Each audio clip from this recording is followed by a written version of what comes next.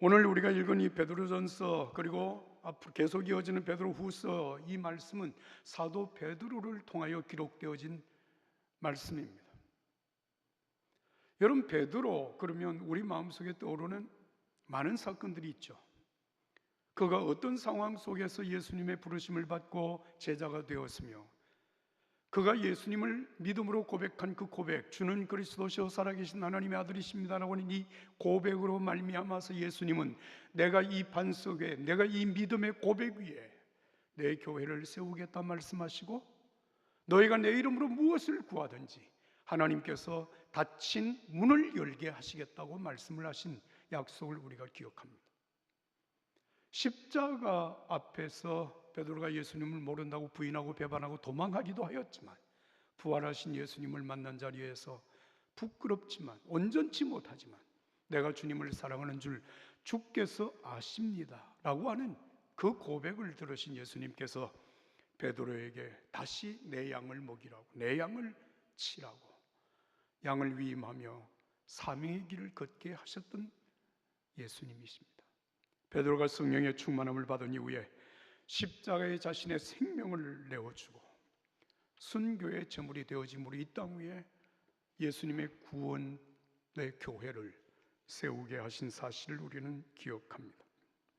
오늘 베드로는 이 땅 위에 고난받는 모든 교회들과 모든 성도들에게 위로와 격려의 메시지를 베드로전서 후서를 통해서 보내고 있습니다. 이 말씀이 오늘 저와 여러분들에게 위로와 격려가 되기를 예수님의 이름으로 축복합니다. 자, 여러분, 이 오늘 베드로전서를 쓰면서 사도 베드로를 통하여 우리에게 하시는 말씀이 무엇인가? 이 말씀을 듣는 사람, 이 말씀을 받아야 되는 사람이 어떤 사람들인가? 두 가지 단어를 특별히 쓰고 있습니다. 하나는 흩어진 나그네라고 하는 말입니다. 예수 그리스도를 믿는 믿음 때문에 박해로 인하여서 뿔뿔이 흩어질 수밖에 없었던 믿음의 사람들, 그 흩어진 사람들에게 이 하나님의 말씀을 전합니다. 그리고 이 흩어진 사람들을 누구라고 규정을 하는가 하면 택하심을 받은 자들, 택하심을 받은 자들이라고 말을 합니다.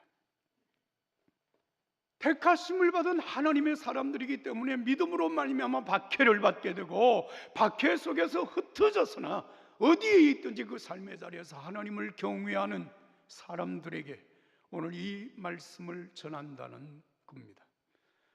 오늘 이 말씀이 코로나19를 지나면서 또한 삶의 여러 가지 어려움과 고난을 겪으면서 살아가는 여러분들에게 위로가 되고 격려가 되기를 간절히 바랍니다. 자, 여러분, 그런데 이 흩어진 나그네, 택하심을 받은 사람들, 하나님께서 택하신 사람들이기 때문에 믿음 안에 거한다고 하는 이 말씀, 사랑하는 여러분, 오늘 우리가 이 예배당에 나와서 함께 예배를 드리고 있다고 하는 것, 그리고 이 하나님의 말씀을 듣고 있다고 하는 것은 확실하게 말씀을 드리지만 택하심을 받은 하나님의 사람들입니다. 내가 어떤 계기를 통해서 교회에 나와서 예수를 믿게 되었든지 간에 여러분, 그 과정이 어떠했든 상관없이 내가 오늘 진실로 예수 그리스도를 나의 주님으로 믿고 그 믿음으로 하나님의 자녀가 된 사실을 믿는다면 우리는 하나님의 택하심을 받은 사람들입니다. 에베소서 1장 3절과 4절의 말씀을 보면 이 하나님의 택하심, 선택은 치밀하고도 완벽한 하나님의 계획 속에 이루어진 일이라고 기록합니다. 하나님 곧 우리 주 예수 그리스도의 아버지를 찬양합니다. 하나님은 그리스도 안에서 하늘에 속한 모든 신령한 복으로 우리에게 복을 주신 분이십니다. 하나님은 세상이 창조되기 전에 그리스도 안에서 우리를 선택하셔서 사랑 가운데서 그 앞에 거룩하고 흠이 없게 하셨습니다. 하나님은 그분의 기뻐하시는 뜻을 따라 우리를 예정하셔서 예수 그리스도로 말미암아 하나님의 양자가 되게 하셨습니다. 여기 하나님의 선택이라고 말씀하시면서 두 가지 특별한 단어를 쓰고 있습니다. 하나는 세상을 창조하기 전에, 또 한 가지 단어는 예증하셔서, 예증하셔서, 미리 정하셔서 하나님이 선택하셨다라고는 뜻입니다. 사랑하는 여러분, 참 하나님의 선택, 우리를, 내 자신을 선택했다고 하는 이 사실, 우리의 이성의 한계를 넘어서는 하나님의 신비입니다. 먼저 말씀을 드리는 것은 왜 하나님께서 나를 선택하셨느냐, 그 선택의 이유. 요한복음 15장 16절에 예수님은 이렇게 말씀하십니다. 잊지 마라, 너희가 나를 택한 것이 아니라 내가 너희를 선택했다. 썩지 않을 열매를 맺게 하려고 내가 너희를 세상에 두었다. 너희가 열매 맺는 사람으로서 나와 연결되어 아버지께 구하면 아버지께서 무엇이든지 너희에게 주실 것이다. 열매를 맺게 하기 위하여서 하나님께서 우리를 선택하셨다. 그 열매를 맺도록 하기 위하여서 예수님의 이름으로 구하면 무엇이든지 들어주시겠다. 하나님이 기뻐하시는 삶의 열매를 위해서라고 말씀하셨습니다. 사랑하는 여러분, 오늘 저와 여러분들이 예수 그리스도로 말미암아 창세전부터 계획하신 하나님의 치밀한 계획 속에서 하나님이 예정하셔서 선택하셨다고 하는 사실을 나는 믿기를 바랍니다. 제가 한 번은 하나님이 왜 나를 선택을 하셨을까? 이 문제를 생각하면서 깊이 묵상하며 하나님 앞에 기도했던 일이 있었습니다. 하나님이 왜 나를 선택하셨을까? 내가 뭐가 잘났어? 뭐가 특별한 것이 있어서 하나님이 나를 선택하셨을까? 아무리 생각해도 아무리 기도해도 내가 하나님의 선택받을 수 있는 조건이 있다고 생각이 되지 않았습니다. 그러나 분명한 것은 하나님이 나를 선택하신 것입니다. 내가 예수 그리스도를 믿음으로 말미암아 하나님을 아버지라 부를 수 있다고 하는 사실입니다. 나는 그 사실에 대해서 추호에 의심이 없습니다. 하나님이 나를 선택하셨습니다. 제가 처음 예배당에 나가서 믿음의 삶을 시작한 것은 지금부터 50년 전이거든요. 1968년도였습니다. 그때 교회에 나가서 예배를 드리는데, 여러분 오늘처럼 우리 장로님 기도하셨습니다마는 오늘처럼 교회 예배 중에 권사님들이, 장로님들이 기도를 인도하시는데 이렇게 기도하시는 소리를 자주 들었습니다.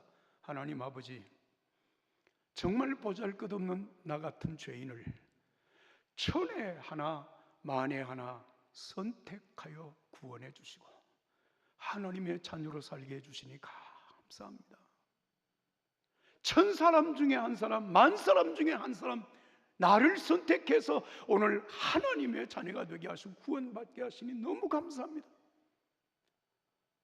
그 기도를 들으면서 하나님이 왜 나를 선택하셨는가라고 하는 사실을 생각할 때 그 말씀을 생각하다가 정말 그럴까라고 하는 생각을 했습니다. 천에 하나 만에 하나 10,000사람 중에 한 사람으로 나를 선택하신 것일까? 아니었습니다. 하나님의 선택은 10,000명, 10만 명, 100만 명이 아니라 몇십억 명 중에 한 명으로 나를 선택하셨다는 사실을 알게 된 것입니다. 하나님 집단적으로 인간을 부르신 적이 없습니다.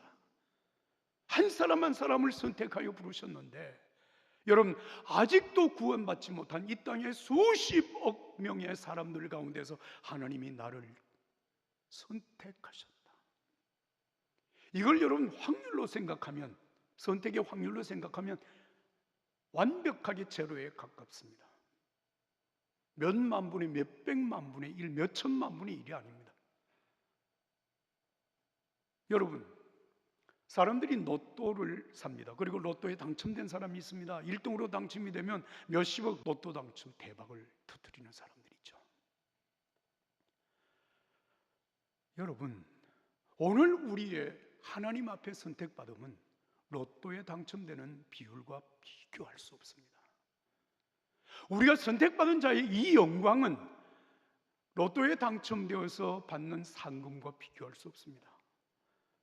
구원받아 하나님의 자녀의 신분으로 산다고 하는 것, 하나님이 함께 하시는 믿음의 삶을 산다고 하는 것, 이 땅 위에서 우리가 헌신하며 사는 모든 수고가 하나도 헛되지 아니하고 하나님 앞에 쓰는 그날의 영광 중에 하나님 앞에 쓸 수 있다고 하는 선택받음의 영광이 여러분 로또 당첨에 비교가 되겠습니까? 이 은혜가 오늘 저와 여러분들에게 믿어지기를 예수님의 이름으로 축복합니다. 로마서 11장 15절의 말씀입니다. 그러므로 이와 같이 지금도 은혜로 선택받아 남은 사람이 있습니다. 그리고 만일 은혜로 된 것이면 행위로 인한 것이 아닙니다. 그렇지 않으면 은혜는 더 이상 은혜가 되지 못합니다. 그렇습니다. 선택은 전적으로 하나님의 은혜입니다. 내가 잘나서 내가 선택받을 만한 조건이 있어서 만약에 내가 선택받았다면 그것은 하나님의 은혜가 아닙니다. 내 행위에 내가 가진 특별한 어떤 조건에 대한 대가일 뿐입니다. 그래서 오늘 말합니다. 은혜입니다. 은혜가 은혜되기 위하여서는 우리의 행위로 말미암은 것이 아니라고 말씀하신 것입니다. 오늘 수많은 사람들 가운데서 나를 선택하시고 나를 하나님의 자녀로 살게 하시는 그 하나님의 선택하심을 찬양할 것입니다. 따라서 합시다. 나는 선택받은 자녀이다. 믿으십니까? 선택받은 자녀이기 때문에 오늘 이 말씀을 듣고 있으며 선택받은 자녀이기 때문에 오늘 이 예배당에서 하나님을 예배하고 있는 것입니다. 우연이 아닙니다. 누구나 할 수 있는 일이 아닙니다. 선택받은 자에게 주어지는 은혜입니다. 이어지는 말씀 6절과 7절을 함께 읽습니다. 6절과 7절 말씀입니다. 그러므로 너희가 이제 여러 가지 시험으로 말미암아 잠깐 근심하게 되지 않을 수 없으나 오히려 크게 기뻐하도다. 너희 믿음의 확실함은 불로 연단하여도 없어질 금보다 더 귀하여 예수 그리스도께서 나타나실 때 칭찬과 영광과 존귀를 얻게 할 것이니라. 아멘. 자, 여러분, 이 말씀은 오늘 우리들에게 대단히 중요한 사실을 하나 일깨워 줍니다. 하나님의 치밀한 계획, 완벽한 계획 속에서 우리가 선택을 받고 오늘 여기까지 왔다면 여러분 이런 생각이 들지 않습니까? 우린 특별하다, 특별하죠. 특별하다면 하나님의 보호와 하나님의 은혜와 축복도 우리에게 특별한 것이다. 맞습니다. 우리가 특별히 수고하고 애쓰고 노력하지 않아도 때가 되면 모든 시험도 다 이기고 모든 과정을 다 거치고 하나님 앞에 영광중에 설 수 있게 하실 것이다. 특권받은 사람이니까, 특혜받은 사람이니까 말이죠. 그런 생각을 할 수 있지 않겠어요? 그러나 오늘 이 성경은 그렇지 않다는 것을 말합니다. 그러므로 너희가 이제 여러 가지 시험으로 말미암아 잠깐 근심하지 않을 수 없으나 선택받은 하나님의 사람들이 하나님이 기뻐하시는 열매를 맺기 위하여서는 우리의 삶에 반드시 거쳐야 될 일들이 있습니다. 그것을 가리켜 여러 가지 시험이라고 말하고 있습니다. 여러 가지 시험.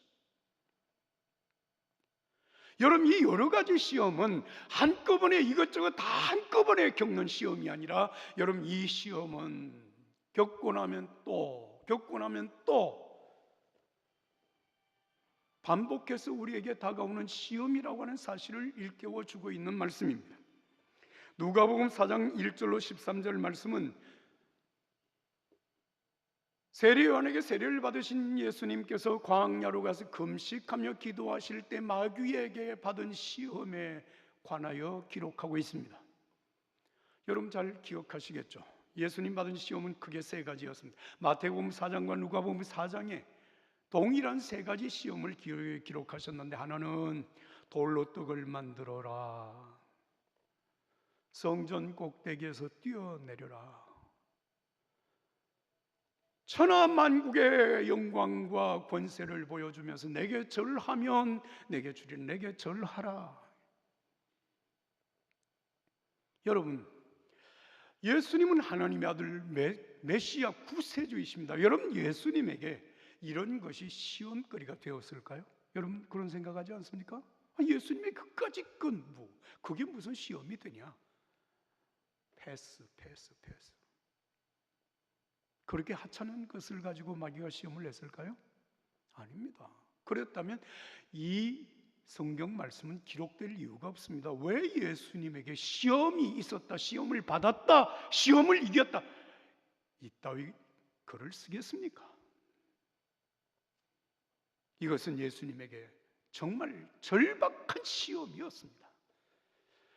이제 예수님이 40일 금식 기도를 하신 이후에 메시아로서 인류를 구원하고 이 땅 위에 하나님의 나라를 세워가실 거룩한 사역에 나서야 되실 그 시간에 돌로 떡을 만들어 인간들이 가지고 있는 가장 기본적인 문제를 그냥 한마디 말로 싹 해결해 버리는 것, 얼마나 매력적인 일입니까? 수많은 사람들이 성전에 모여 예배하고 성전 앞으로 나왔을 때 여러분, 성전 꼭대기에서 600만 불의 사나이처럼 샥 사뿐히 내려앉아 꼭대기에서 뛰어내려 발끝 하나 다치지 않아 사람들이 와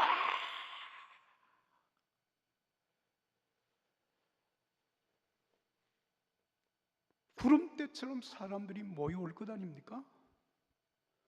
천하한 만국의 영광과 권세를 보여주시면서 네가 이 땅 위에 하나님의 나라를 세우려면 이 모든 권세, 이 모든 영광을 한 손에 걸머쥐고 세상의 모든 권력자들을 굴복시키고 이 땅 위에 하나님의 나라를 세우는 것이 여러분 얼마나 대단한 일이겠습니까? 그래서 이것이 예수님에게 시험이 되었다라고 하는 말씀입니다. 예수님은 이 시험을 성령의 이끌림을 받아 40일 동안 금식하며 기도하시는 중에 물리치셨습니다. 이겼습니다. 메시아의 사역은 그렇게 이루어지는 것이 아니라는 것입니다. 오늘 저와 여러분들이 이 땅 위에 믿음의 삶을 살아오면서 우리가 겪는 시험도 크게 다르지 않습니다.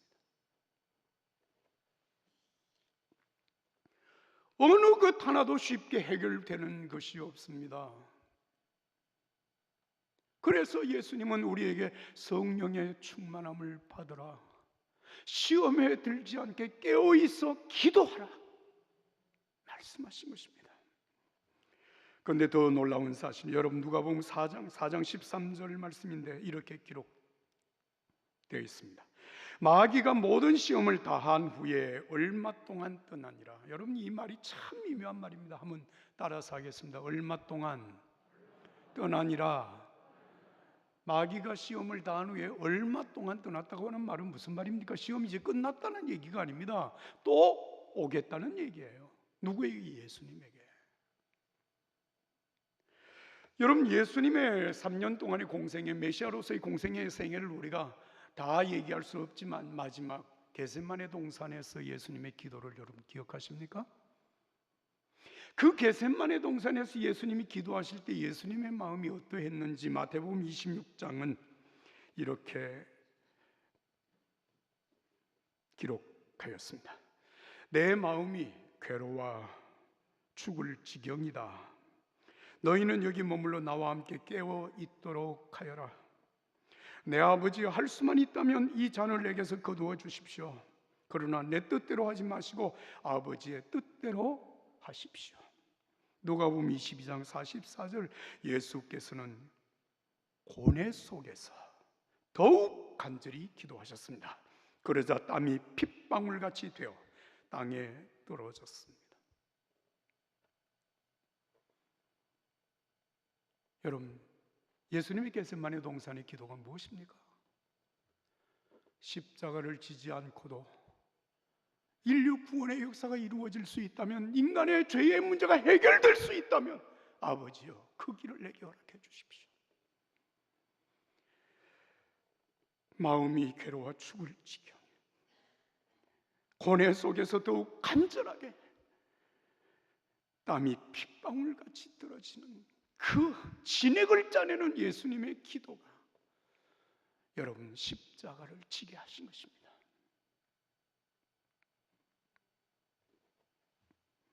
누가 십자가 지는 것을 쉽다고 생각합니까?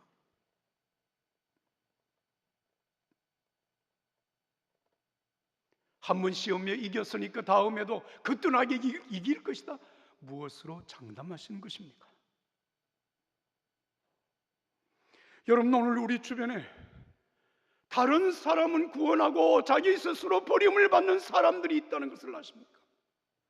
특히 저 같은 사람이 위험 제1호에 해당이 되는 사람들입니다. 뭔지 아십니까? 여러분들에게 하나님의 말씀을 전합니다. 신앙을 권면합니다. 믿음의 길로 여러분들을 인도하려고 최선을 다합니다. 그런데 만약에 내 자신을 스스로 믿음으로 지키지 못하면 지옥으로 떨어지고 말 존재가 저 같은 사람들입니다. 남은 구원하고 자기를 구원하지 못하는 사람. 여러분 보지 않습니까?